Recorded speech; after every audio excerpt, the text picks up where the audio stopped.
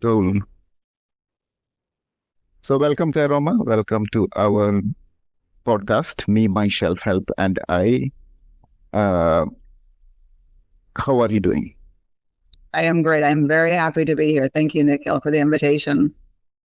No worries. I mean, this is a long overdue invitation because we've been together for probably, 2.5 years of uh, learning mindfulness meditation together as part of the same group.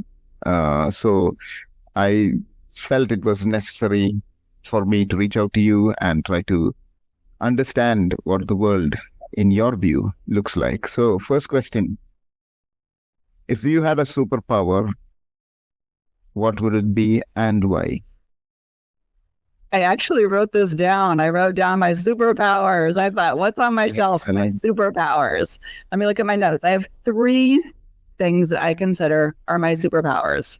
One is rest, the power of rest and understanding the value of rest. And it has taken me years to understand this and to listen and to rest and to understand on a regular basis. This is part of my self-help or my self-care is resting every day. I used to push myself until I was exhausted, and then it would take me a couple of months to recover. And I asked a friend, my acupuncturist, I said, how often should a person rest? And she said, every night for 8 hours. And I remember at that time in my life, I thought, oh, that's really simple. I thought I was supposed to push, and then hibernate, rest, and then go again. So one of my superpowers is rest and understanding how that works for me and doing it.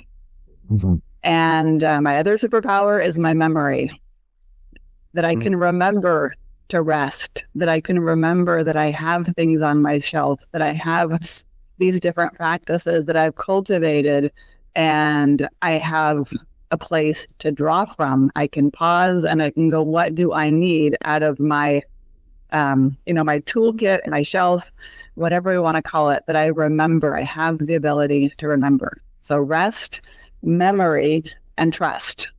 I wrote trust as one of my superpowers because I trust my body.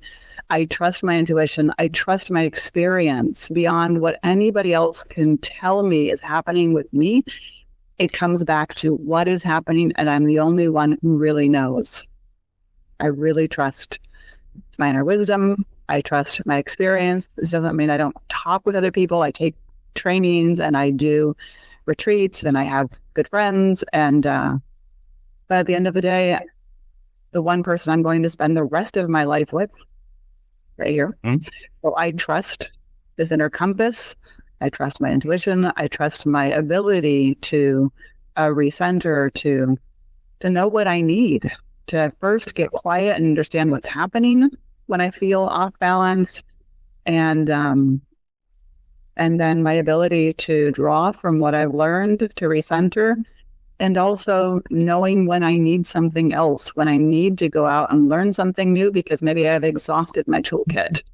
And maybe I need something new. That's like that training, the mindfulness meditation training. It was, I need something more because at that time, I realized that everything I had learned helped me get through that very challenging part of the pandemic. And that if I wanted to help others and I wanted to bring a practice to others, I needed more skills and more options to work with a larger range of people. Mm-hmm. Wow, that's amazing. Usually the people I talk to, they have one superpower, you have 3. This is good news. So the first thing was rest. Then second thing was, remind me again, I just lost it. Memory. And I don't remember. No, I don't remember. Yeah, no, no, I actually forgot. So maybe mine is. And in terms of memory is not the memory you talk about. Like I remember things. It's more about the intention to remind yourself. It's like what remembering as part of mindfulness. Remember, bringing these parts of the whole together. This memory. I remember that I can do this. Exactly. And the third thing being trust. So again, my question is, was it always part of your being, or did you have these three superpowers from childhood, from adulthood? When did these three superpowers become your superpower? Memory for as long as I can remember. Sorry for the pun, but really for as long as I can remember. And in my previous line of work, it was something that I was complimented on often is my memory. And I had a friend who used to say, Tehroma, you have an ironclad memory for the details that I could remember and how. So memory, I think, and actually this is interesting for me, memory, because we moved around a lot when I was, for the first 18 years of my life. I really just settled down here. And so I lost track of a lot of people and didn't have a lot of long-term relationships. Really, I only have a couple that I've known my whole life. And one thing I noticed is when I would either meet with someone, where I'm going with this, I realized that I remembered a lot of details that the people that I would meet up with again didn't remember. And I often wondered if I had cultivated that memory as a superpower because we moved so much. And it was just something that kind of helped me hold the pieces together. It was something I noticed in young adulthood that I remembered so many details and so many people and so many things that seemed to not be the norm with other people I was talking with.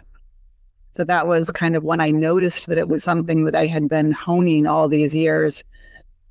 And then something interesting happened on retreat in Ireland in 2016. I remember I woke up one morning and I just felt this blank slate. I mean, I knew who I was, but there were so many things I didn't remember. And it was kind of like I got a clearing. And it was this kind of this, for me, the takeaway was I don't need to remember so much. I don't have to keep track of so much, and to be more selective about what I remember and to keep more space available internally. So that's kind of my my relationship with memory over, let's say, a 40-year, first part of my life, and now, 9 years later, just how it's changed. And I don't have to remember everything. And at the same time, I still draw on that ability to remember. And I remember that I have these different things I can draw from, like my yoga practice, my the readings, nature, a good someone I can talk to who is a good listener. I was going to say listening is one of my superpowers too, but I didn't write it down. Listening it is. I mean, it's an interesting one, listening, because like in this podcast, if we both listened, then there wouldn't be anything to share. Right. So one of us need to be chatting, one of us need to be talking. So I am actually learning to be more vocal. So I think what my power or superpower, if you want to call it, is I believe I'm a good listener, and I believe I didn't learn that from start. I think it was over the years. I kind of stumbled upon listening because I thought I was bad at everything else. So maybe I just listen to people, they will like me. So it started out like that. But I think I genuinely am a good listener. But again, that doesn't mean that people who don't listen are not good at certain things. It's nothing like that. But what I'm trying to learn is, how do I express myself? Because often when people are listening a lot, which is what I feel, I don't know how you feel, we over prioritize others' opinions, or we validate their options or opinions much more than we do, because you're listening more, and by the time they finish what they have to say, we might have run out of time. So I felt like I need to find a way to express myself whilst being a good listener, and which is exactly why I've been thinking about this podcast for about a year and a half, and I just sat with it. This was during our time. I think even when we were having our group sessions, I felt this is such a wonderful thing we should experience. We should talk about this more. We should have this, all of us together in a podcast, and we should do all these things. That was in my head, and I was never did anything. And now I feel like, okay, I can do it. So I'm learning to be more vocal and also be a listener at the same time. So that kind of is where I am at. So, but thank you for sharing your superpowers and how it's progressed or how it is holding you right now. But in the introduction, I've said that you're a wellness enthusiast, you are a yoga teacher, you're a mindfulness meditation teacher, you're a Thai massage therapist, you're a Reiki master. But who's Tehroma? That's an interesting question, because yesterday I was really just using my one social media page to share everything. And then I decided to take things off. And then I looked at it, and there's a picture of me holding a cup of coffee. And there's a stand-up paddleboard also with a cup of coffee. And that's the question is, okay, my work is my purpose. I've given it everything. And my previous line of work was the same. It's sort of the joke in my family is that I turn every hobby into work, because there's a line by Khalil Gibran, work is love made visible. It's my love language. It's like my service is my love language. It's how I express myself in the world. It's how I am in the world. But what's behind all of that, when I am alone and it's just me in this house that I live in on a hill, and instead of calling it in the middle of nowhere, I like to call it in the middle of somewhere, surrounded by trees, by a mountain.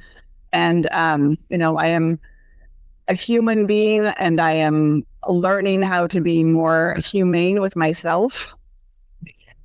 I love the 3 R's of humor, humanity, and humility. And I am a forever learner. I love to learn. I love to discover new experiences. And one thing I've noticed is, even though I've traveled and I've been to many different places, I don't have to go very far to have an adventure. I feel like life is an adventure.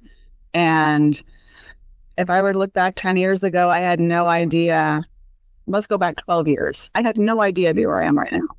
I was an architect. I had my career my life path. And then all of these different inspirations came onto my path, like these little sparks, and said, how about, and it was like something was pulling me in another direction. So I'm learning. Who am I? I'm human, and I'm learning how to be human, and that I am not my work, even though I give my work everything. And I'm an artist. At the heart of it all, if there was one word, because honestly, I was thinking recently, what was my previous line of work? And I used to think professional juggler. Yeah. And now I'm a professional cat herder, a lot of organizing. But at the heart of it all is the art. It's always been about art. Whatever medium it is, it's always been an expression. It's always been whatever it is, whether it's a painting, whether it's the healing arts, whether it's a yoga class, whether it's poetry, whether it's a building, whatever it is. And then in this last year, when I stopped drawing, painting, designing, writing, I decided to be my own work of art, and to from the aesthetic perspective, to decorate a bit more, to do things that I never used to do before, like paint my nails and get creative with it, and wear my favorite earrings on a daily basis, just get creative with the clothing and just be my own work of art from an aesthetic perspective. Mm-hmm. Where I, for years, worked on the internal, the artistry of it. And a friend of mine many years ago, we did this thing where we said, what do you see when you look at me? And he said, a masterpiece unfolding.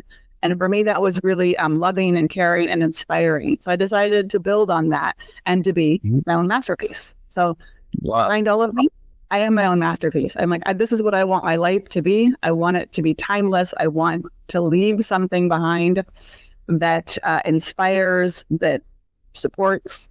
And I really believe in the, think global, act local.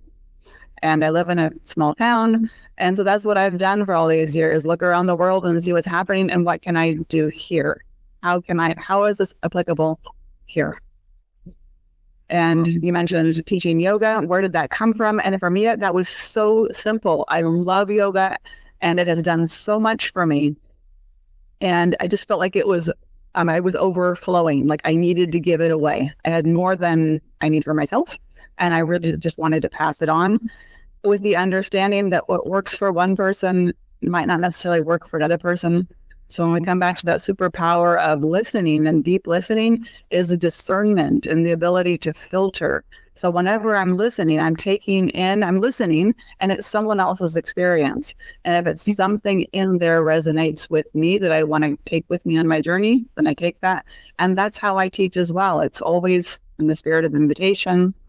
It's whatever, if there is anything in an hour that is of service, that inspires, that is supportive, take this with you. And by that same token, when something doesn't, sometimes that can be equally as valuable. When I hear something that doesn't work for me, that kind of adversity of this doesn't work for me, but what does, it also offers direction. Oh, I mean, there's so many things you said there about master. You are your own masterpiece. Even just that itself is so inspirational, right? Like if anybody's listening to that, I encourage them to become your own masterpiece. Mm-hmm. And I think it's a wonderful way to look at it. So you're creating your own art and with yourself, which is I have never heard it that in that way. So like I've heard things like physical body, mental body, like, but we are all artwork. We are trying to paint, redecorate, sometimes clear out, sometimes move, sometimes change, sometimes. Yeah, a lot of things. So it's an art. And the other thing you said about the stuff in your life, like the yoga, the wellness, and what did you even like think you wanted to be like a yoga instructor? Like why specifically yoga? I found yoga when I was 32. And I realized within just maybe the first two classes, I remember I walked up to my teacher afterwards and I said, this to me feels like prayer. And I just felt something, I felt a connection with something bigger. And so I stayed with that. I had one teacher for 8 years. I was consistent. We became very close friends. We walked together once a week. And one of those walks, I said, I feel like there's a teacher in me. Like I have something to offer and to share. I've dedicated all these years to cultivating mental health, emotional health, spiritual health. And I know how important that is for my own life.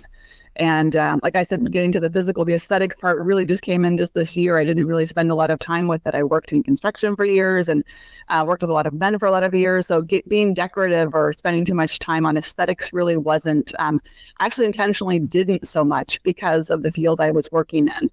But so now I've just gotten into a little bit more of the aesthetics or the physical part of the presentation. But the inner art has always been so important to me. And a friend of mine once said, she said, teaching yoga is art. It really is. It's bringing together everything that works for me in a way that is accessible and presentable to a certain group, and also continuing to empower them and remind them to filter, take with them whatever resonates, even if it's just one part, and build on that. And the Thai massage came into it because physical assists used to be a big thing in teaching yoga and hands-on assists. And I didn't feel comfortable. I was afraid of hurting someone. And so I took a training in Thai massage to feel more comfortable offering hands-on assists. But what happened is I discovered that I love body work and how beneficial it is because I was practicing on friends and family and I was seeing results. And then I decided that I wanted to actually create a bodywork practice. And so it is very rare that I offer hands-on assists in a class. I really just give people space to discover their own alignment. And I rarely offer a hands-on assist. So the reason I did that didn't end up being what I did with it. I turned it into a bodywork practice. And then the Reiki really came to my door. The teacher was in my class and said, a friend of mine are doing a training. Is this something you're interested in? I'd never even experienced a session. I didn't know what it was. But like many things in my life, if I feel it in my body and I hear a yes, I just go for it and find out along the way what it's about. So I actually provided the space. I participated in the training. and did one in 2018. And then the first 2 levels. And then right before the pandemic, we did level 3. I mean, right when everything was closing down, we were completing level 3, which I thought was a really healing way to go into whatever we didn't know we were going into. Yeah, makes sense. I understand totally the transitions from starting yoga practice to hands-on, like then becoming a massage therapist. Mm-hmm. And has it been your like vision since you started to realize that this is the way forward? And how does mindfulness become part of all this? For me, it's at the heart of everything I'm doing. Mindfulness is at the heart of teaching yoga. It supports the themes that I bring in and how I offer them. It supports my body work practice and my energy work practice. And what just came to me is mindfulness for me gives me very clear boundaries about what is my experience and what is someone else's experience. And I really feel like that's a superpower in working with people, because I was clear about that before our training, and I'm even more clear about it now. My experience is not my students' experience. I don't know what their experience is. I can see them and hear them and intuit, but I cannot tell them what their experience is or what's even best for them. So mindfulness for me reiterates the clear boundaries around being a really good, solid space holder for other people to flourish, to connect with their own experience, to empower them. And I find that especially true, like I mentioned, in the body work and the energy work.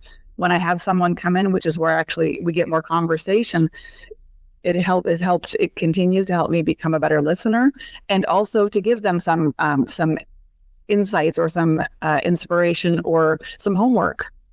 Even here's a meditation practice, or here's something we learned that we bring into our mindfulness practice. So for me, mindfulness is at the heart of everything I'm doing, and it's the reminder that. What is that saying? That there are many different ways to climb the mountain, or there are many different ways. It's kind of, for me, everything I'm doing is the same, whether it's a yoga practice class or a meditation class or a bodywork practice, Thai massage, or it's Reiki, or it's a one-on-one mindfulness. For me, it's all about that same possibility of one person or a group of people connecting with their own experience, connecting with their own trust, their own memory, their own time, whether it's that resting, that stillness or movement. They're all the same thing. They're just different ways of working with people according to what works best for each individual. Some person might feel really comfortable in an hour of stillness and a Reiki practice. Someone might not feel comfortable being still for an hour, but they might really like to be stretched and moved around. Other people might not want the hands-on, but they might want to be in a group and listen and move at their own pace. But I do feel like mindfulness is at the heart of it all, and it is a reminder of really clear, respectful boundaries around each individual experience. I feel like it's made me a better space holder and more professional, and really honed my trust as a space holder. Okay, that is another new take on mindfulness, and as a space holder. That's interesting. Mm-hmm. Space holder. Yeah, I mean, I think I resonate with a lot of things you say. My question then is, what is the purpose? What is the future hold? Where are you going? Where are you going with all this? You're asking me all the questions I'm asking myself these days. This is it, because like I mentioned, I just moved into a small studio where I can hold no more than 9 people, 10 in a pinch, but really 9. It's a 2-story building. I've got my little reception area, my treatment room. I have this empty nest in the middle of somewhere. And I was thinking about that. I owned a studio for 15 years, and now it's closing. It's run its course. I designed and built for years. And I guess the simple way for me to explain this is, right now I'm coming home to what is my purpose that isn't about a lot of other people. In other words, it's not about creating a public space for other people to teach in. It's not based on what is being asked of me for community or what I'm seeing in the community as a group or whatever, something public. But it really does come down to what is my purpose. And it's to empower. It's to remind people of the power of rest. It's sort of sharing my superpowers. It's helping people rest. I kind of feel like one of my job descriptions right now is stillness facilitator, because this is what I get from a lot of people. This is the kind of, if I listen to my students and my clients, and what is the feedback that I get so often is that was really relaxing. Like they let down their guards, they relax, they can be still. And I hear this over and over again from people. They say, I couldn't do this on my own. I couldn't be still for this long on my own. So being that stillness facilitator, someone to empower, to uplift, to mentor, to remind each person who's with me of their own superpowers. Wow. Yeah, I mean, I'm starting to think this is so powerful because you're helping people where they're at and not trying to change things just because social conventions dictate that. Like yoga, like if you look at yoga posts, for example, on social media, you see these wonderful, amazing stretches which like you would want to do, but then like when you try it, you can't, and then you feel ashamed and you feel sad and you feel like, okay, this is not for me. Or the other way is you over invest in becoming like that, or trying to emulate something which maybe your body and mind is not set for. And you try to do that, and then it comes with a lot of frustration, worries.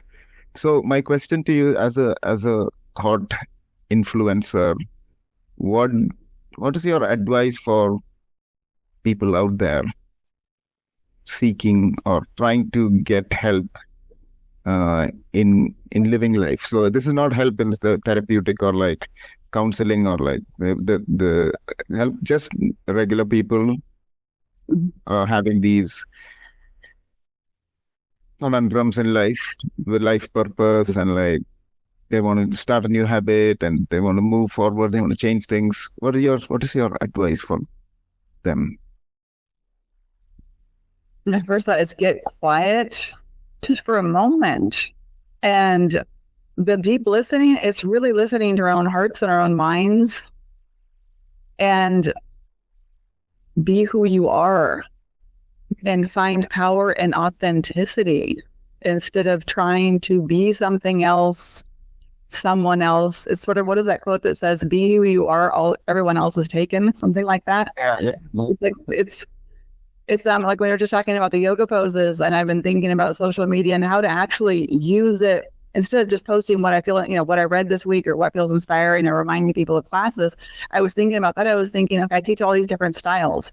And so let's say 1 week, I can post 10 different variations of tree pose. We can do tree pose standing. There are 5 different variations I can think of. We can do it in a chair. There are 2 different variations I can think of. We can do it on the floor on our backs. With fallen tree, we can do fallen tree on our belly. So saying, okay, here are 10 different variations. Where do you see yourself in any of these? What feels good to you?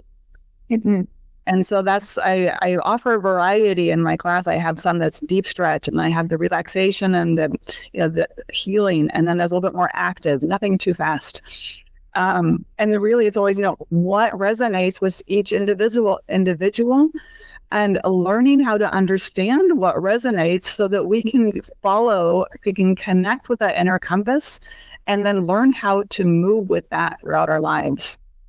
For me, the first time I noticed that, I was 18, and I knew that I loved Baja. I knew I loved Mexico. We'd spend a lot of time in Mexico growing up, moving around. I had also spent a lot of time living in the US and California and Oregon, and I was really feeling split. Like I didn't know where to live my adult life, where to build a life. And I had this plan from as long as I could remember. I wanted to study English literature, and I wanted to be a writer. Like that was my life plan for as far back as I could remember. And then I got to this age and this graduation.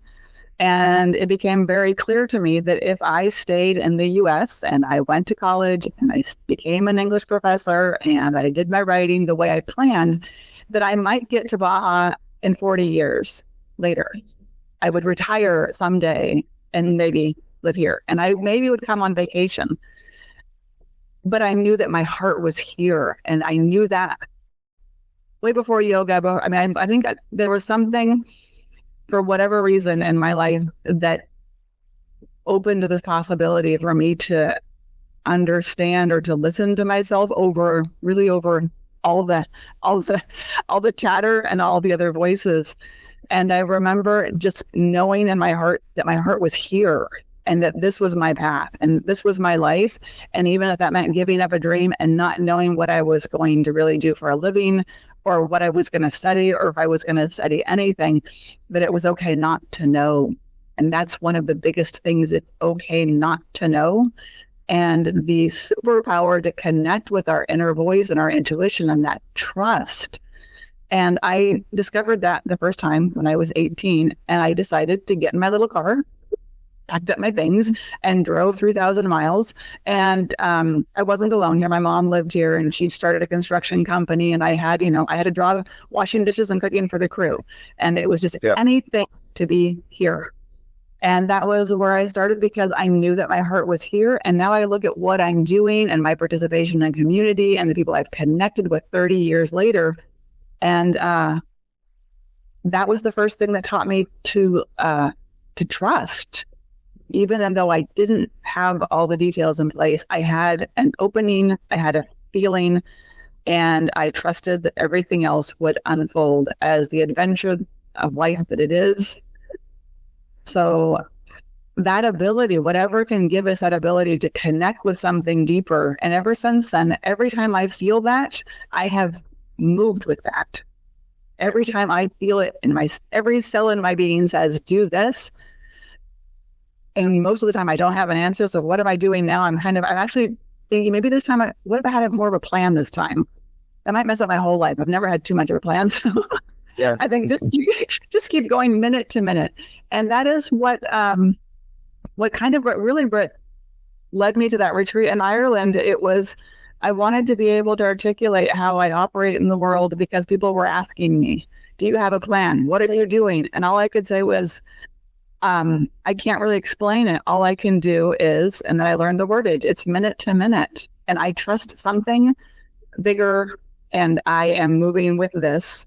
And yes, I do have some plans and sometimes they work out and sometimes they don't. But for the most part, I will scratch every plan if everything in me says, go in this direction.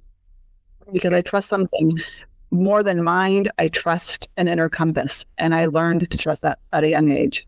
And in mindfulness, they call it moment to moment or breath by breath. So that minute to minute, moment by moment, breath by breath. And yes, we have car payments. Yes, I built a house. I mean, there have to be plans to put practical things into place. And I want to be really clear on that. I'm not airy and just flying by the seat of my pants. I worked very hard to figure out how to build a house, how to save the money, how to build it step by step, to draw it. I'm an architect, so I have that practical, solid background. And I also have a very strong sense of heart and intuition, and I trust my inner compass. Because those are, it hasn't led me, it's led me on some wild adventures, but it hasn't led me in the wrong direction or anything that I would, I am where I am right now. Yeah. I mean, that's very interesting. Again, like listening to you, gives me more motivation to go and do what I feel like, because you just explained to everyone listening that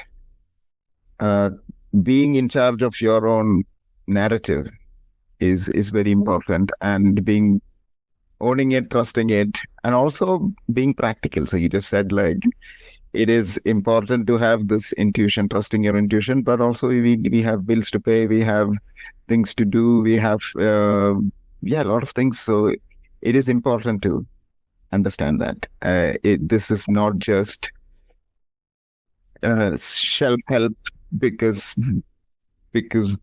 either we have arrived or this is the only thing we do, and no, we are living in this world where we might meet people who dislike what we are doing. We might meet people who don't agree with anything what we do or say, and that is all part of life. And we also have to deal with the climates we are in, not just the environment, but just the place we are in, social situation, economic situation. All of that is part of life. And in terms of bringing all these teachings you have done throughout your life or throughout your life as a teacher, what are the what are the fallback things you do to safeguard yourself? What are the things you do to safeguard Tehroma? Solitude. Solitude. I know that I need my time alone, and I feel so blessed that I live in a place that is my closest neighbor is 2 miles away, and that works for me. And I can get up in the morning and I see one human, and that is my husband and our dog, and then I come into work and I see people, and I have energy because I have had time alone. So for me, it's solitude. I have to have that's a non-negotiable. I need time to get up slowly in the morning, not run out the door. That's non-negotiable. And I need time to recharge. And for me, my yoga mat, my cushions, my restorative practice, my stillness, my quiet, or when I need to move more, to know that I can do that too. Time in nature, my connection to that mountain, for me, it's just like, it is so healing. It is to be that close to the trees, a mountain, the birds, the wildlife, and the readings. That's why I share the readings. I read them and I share them online. And maybe people find them, maybe they don't. I was thinking, how can I make this more accessible so people know that they can find readings on my page? Because that is something I have heard from the very beginning when I first started teaching. That was one of the first things that I started hearing. People really enjoyed my readings, what I'm reading. And I'm just reading what has supported me and nourished me.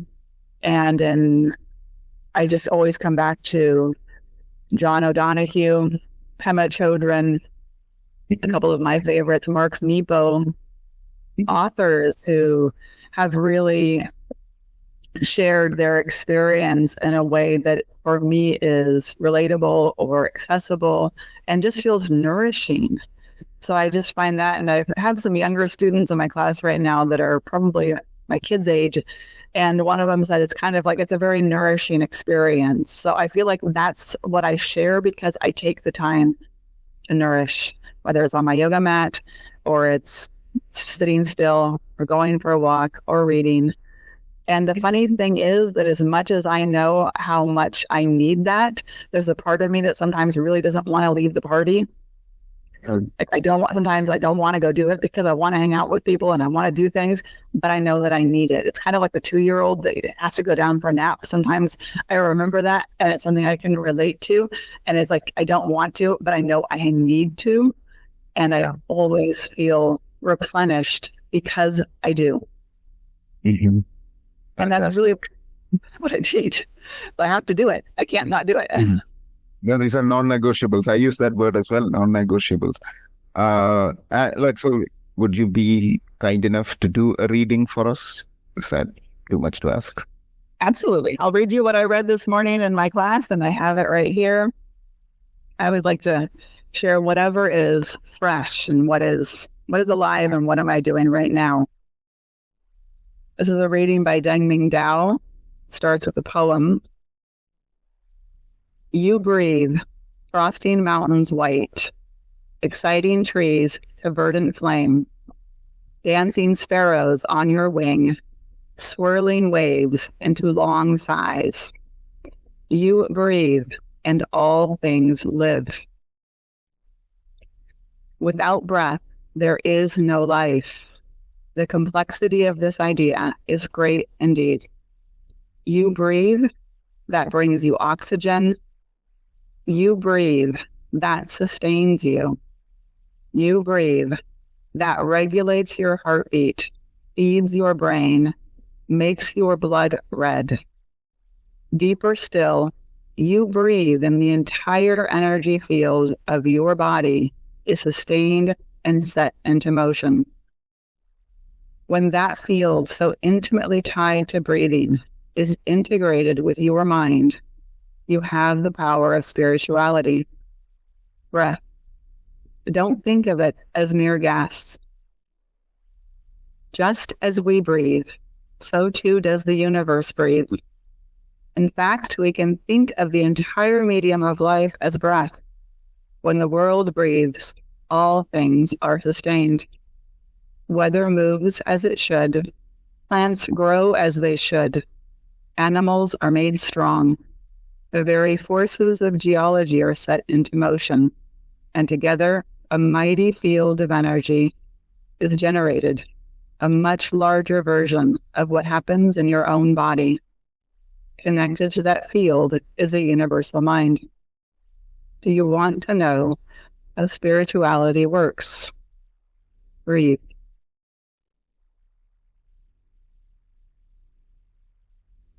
And that is by Dan Ming Dao.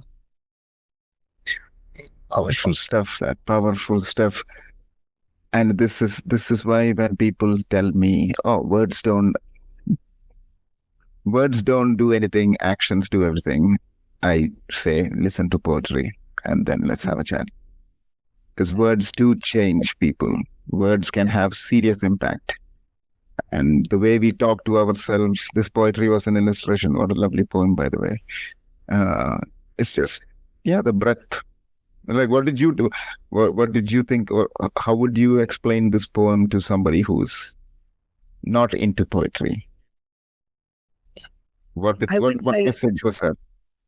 I might just share one line. You breathe and all things live.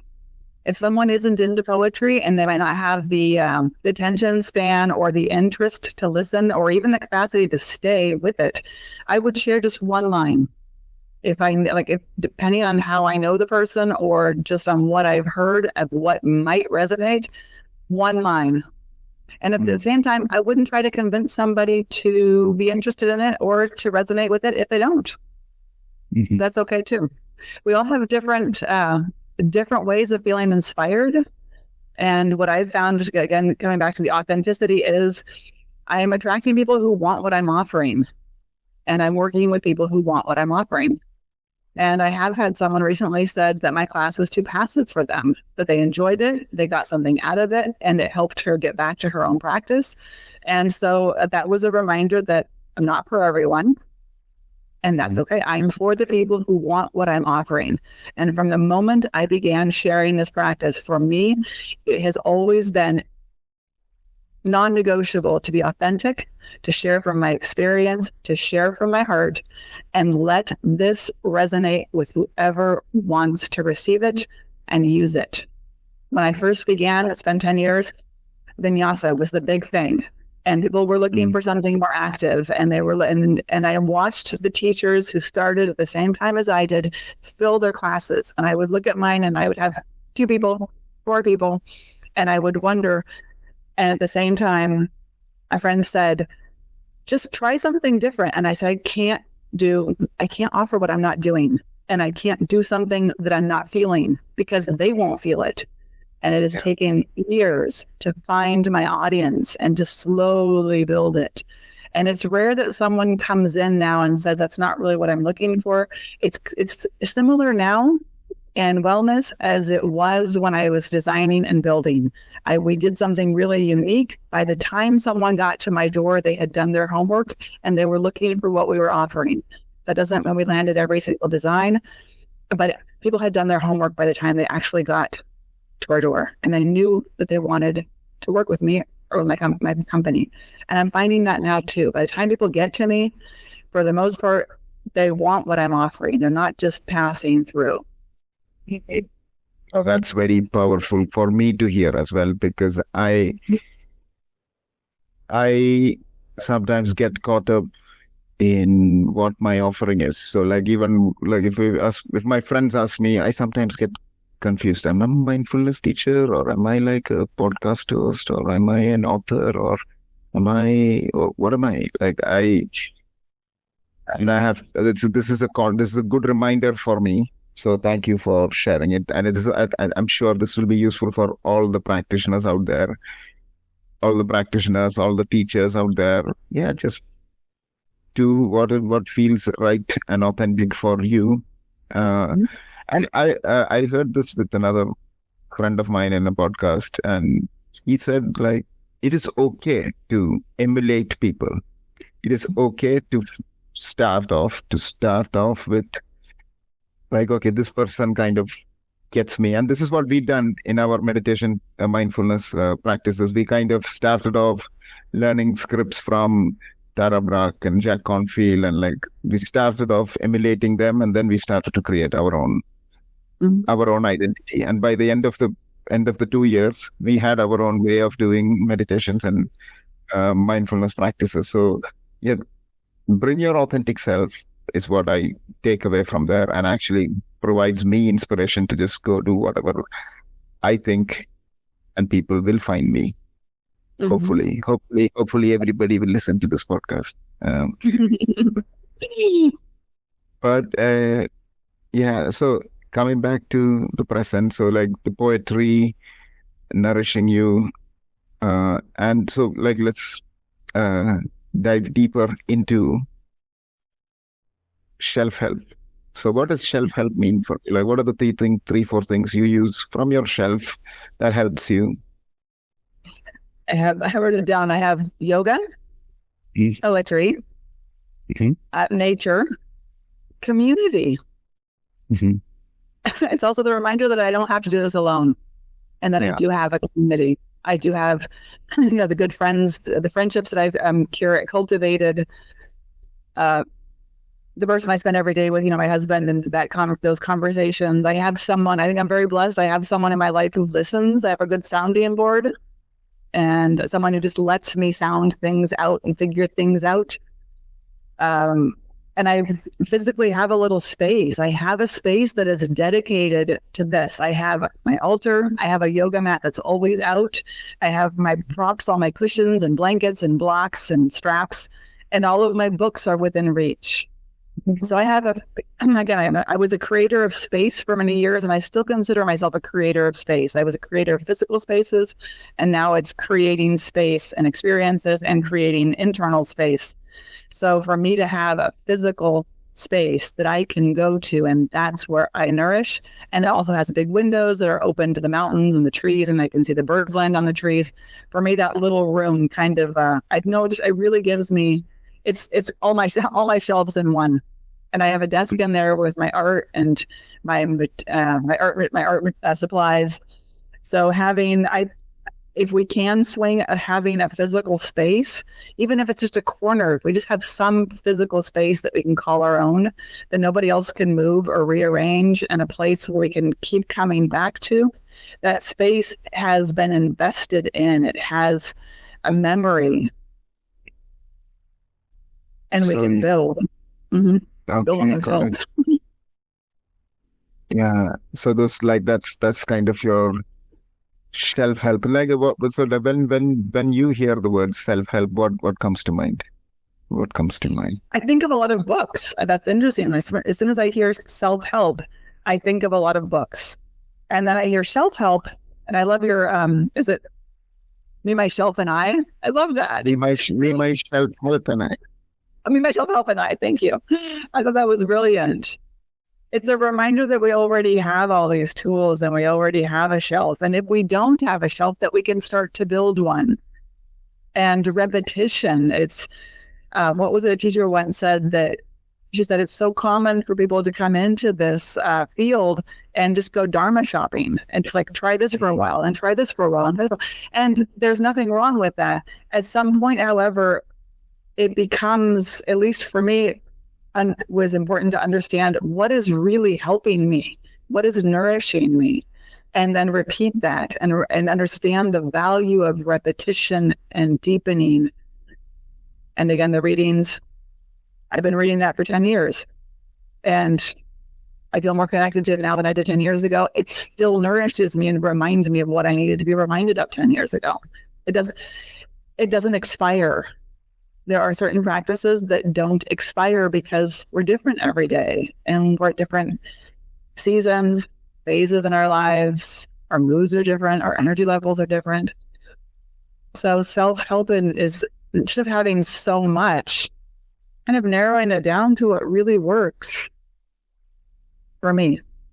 And then every once in a while, adding something new to that shelf of what is helping me. Like I mentioned, right now I'm studying the Ayurveda nutrition certification and learning more about food. And this makes sense to me because I've always been interested in nutrition and taking care of myself. But I feel like I need more information now. Like I need to learn more. I need to add something to that shelf and my own self-help or self-care. So sometimes it's interesting when you say self-help, sometimes I think it's funny. I think of somebody else, of a book or something. But when you say self-help, it sounds like it brings it home more for me. And then if I bring in self-care, then that reminds me that I have the ability to care for myself on a regular basis. I can help myself when I need help, and I can also care for myself and sustain as part of an ongoing practice. That's the idea. It's this journey I'm on is to demystify and actually make it real what self-help really means. And I believe it has got a kind of a bad taste with people. Whenever I say the word self-help, I think people get agitated, frustrated, angry sometimes. It's because it has had this, I don't know where it has come from, but the connotation being, if you're doing self-help, you're not trusting the process, or you're not trusting the right people, you're just following your path. And I want to demystify that by bringing people together, sharing about what the ideas of self-help are, and what it means to take care of yourself, learning from yourself, and also that we understand this is broader than yourself, and it's much bigger than self. And that's the idea. So that's why I think I want to hear perspectives from everyone. I believe have enough wisdom and insight within my own shelf, which is you. I consider you're part of my shelf because you are always available. Thank you. So I invite people I know, things I do, and try to get answers for things which we need a little bit of answers. I know that there are people out there who believe you don't need to seek anything. We are ready. We are enlightened beings, and we don't need any more. But I think there is a lot of us who need something. As you said, learning new things, experimenting, trying new things. It's all part of life. So self-help has helped me in my journey, and I just wanted to share that through these chats. So it's been so far great because I'm getting different perspectives, different ideas. So one thing I want to go back to is, like you mentioned, your safeguards. You have this wonderful space for yourself. What would your advice be for people who don't have that access, who maybe live in towns and cities like me with a small apartment? Yeah. My neighbor is probably hearing what I'm saying. Yeah. How do you create that? I think that's where getting creative. It's because I realize this is the luxury. Not everybody has a little room to themselves. And can it be a corner? Can it be a wall? Can it be a view? Can it be a coffee cup with a window and a view? Can it be a chair? Can there be one physical place to land that is yours? Maybe it's a really comfortable chair. Maybe it's a wall. Maybe it's a chair by a wall that's painted a color that feels good to you, and there's a view. Mm-hmm. So because again, having a space to ourselves, but can we have one chair, one corner, one space, or one time? This is something my husband and I used to do. Like this hour, he would go do something, and when I didn't have my own space, it was, here's an hour, I'll go do something. The space is yours for an hour. So if we don't have a physical space that we can go to, do we have a physical space that we share with someone else that is negotiable, that we could have to ourselves for an hour or 30 minutes or an hour and a half or 3 hours, whatever the time frame is? Can we normalize that? And in fact, this is interesting because a client of mine recently, a massage client, the conversation was around that. It was around their relationship with their partner and not having alone time, how every room they were in, they were together, and how there were always had to be some kind of interaction. It's kind of sounds like it's still kind of a new relationship, maybe a couple of years old. And so the what I offered was, I said, and she knows that she needs her solitude. She knows she needs her alone time. And the person she's with, this isn't normal to this person. And I said, then this is where we have to normalize it. If we sacrifice what we need for our own well-being to make the other person happy, we know that's not sustainable. Especially if we're in our 30s and we already know that about ourselves, we're not going to unknow that about ourselves, because we can't unlearn what we've already learned. Once we discover something that is true, we can't unlearn it because we know it. So if we don't have the physical space, then the hard work sometimes is in communication and in voicing our needs. And if that person wasn't raised or doesn't have the same beliefs or takes it personally, then that's the journey. Is if two people want to be together, or a family, for example, our family, we have 2 children, 2 adults, and from a very, very young age, we normalized alone time. We normalize it in our household as a way of self-care, but not everybody's had that. And if they know that works for them and they're in a new relationship later in life, then that can be a challenge. I recognize that. And that's the journey. It's going on this journey. It's sort of like in my own marriage, it was that journey 12 years ago of that light bulb going, oh, it's not my job to make you happy. It's not your job to make me happy. Oh, we have to do this on our own, because nobody had told us that.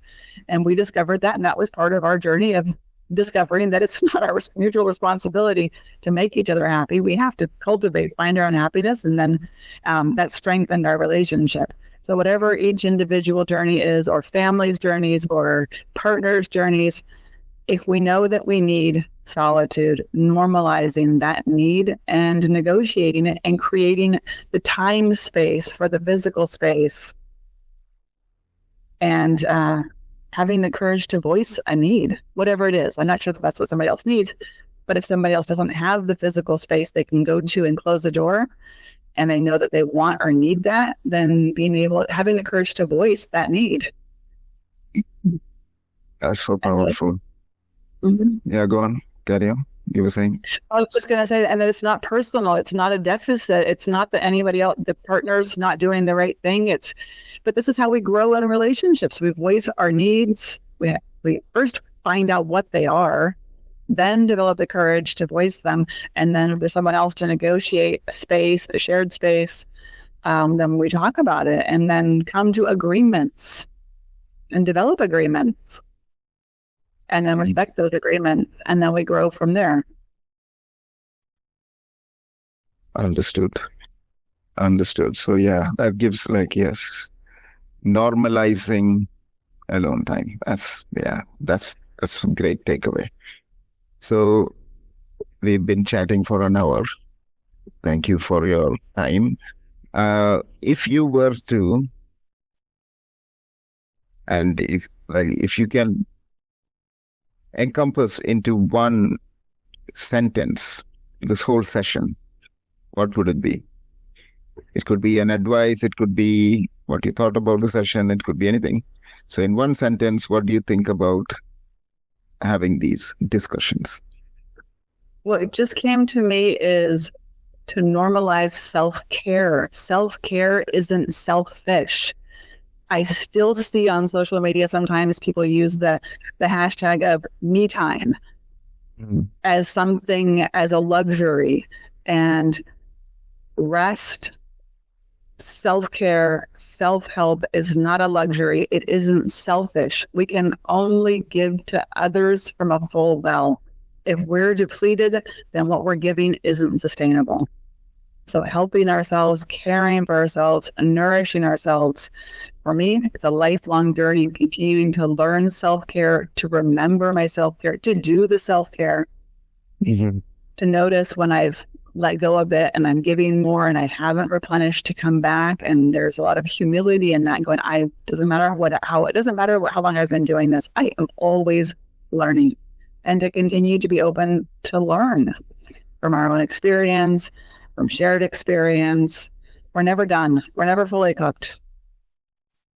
So true. We're human and we're learning forever. So I think humor, humility, and humanity, those are my 3 words. That is, I think that's perfect. That's amazing. I think I even put this as the title: humor, humility, and humanity. This is wonderful. And is there anything you want to, before we end? I think it's time for rest. I think it's also important. It is always time. We can't just keep going. Although we could, we can spend a lot of time talking about this, but I think it's good to take a pause, reflect, and come back later. Because there are so many things I would like to discuss with you, especially our journey together in mindfulness. Then your business and how you moved from a professional setting into wellness, which is very interesting for me, the journey you have taken, and also a perspective of woman being in a traditionally male design construction company. That's another perspective, which is, we can chat about, hopefully. So there's so many things I want to talk about, but I think for this purpose today, we just leave it here. But if there's anything you want to say, which I have missed? I just want to say thank you. This has been delightful, and I was really excited when I saw your invitation. And thank you for inviting me, and I would be delighted to participate more in another conversation and the topics that you've mentioned. This is good for me too. I get a lot out of this. It's energizing and inspiring, and I appreciate the ongoing connection because we spent 2 years together, and this is really appreciate it. And especially considering how far away from each other we are. We're across an ocean and a continent. So the distance from England over to the west side of Mexico is it's a ways. It's a bit of a jump. Yeah. So I appreciate that because it's global. These are all global conversations. Yeah, think global, act local. This is it. We have so many people we can reach out to. So I encourage everyone who's listened to this to reach out to somebody and see what happens, because you don't know where life takes you. Where can people find you? So where can people find me? Well, I have a website. I have social media. You can find me on Instagram. I just changed the name yesterday. I might have to look it up. Can we look it up? Yeah. Anyways, you can find me. I think it's Tehroma Yoga and Wellness. You can find me on Instagram. You can find me on my website, which actually I'm very proud of my website because it's the same website that I've had for years. It's my life's work. And that is ubldesigns.com. You can find the architecture, the blog writings, the watercolors, the wellness, the yoga. I just continue to build on that website. So I think that's a good place to start. ubldesigns.com. Yeah. And you can also find me on social media. And the interesting thing about my name is Tehroma. If you look me up, you will find me. Mm-hmm. Just type in my name. I was named after someone, but I haven't met anyone with my name since. So I'm pretty easy to find. Unique. That's unique. Yeah, and thank you for today. Thank you for the session. It's been wonderful having a chat in this episode. So hopefully this is useful for everyone, and we will catch up with another episode soon. So take care. Thank you, Tehroma. Thank you for stopping by. in me, My pleasure. myself, and I. Thank you so much. My delight. It's been absolutely wonderful. Thank you, and it's been amazing. It's been amazing. So congratulations on the work you're doing. Keep doing what you're doing. Appreciate Good work. it. Yes. Appreciate it. All right. I'm going to end it now. Take care. Bye-bye.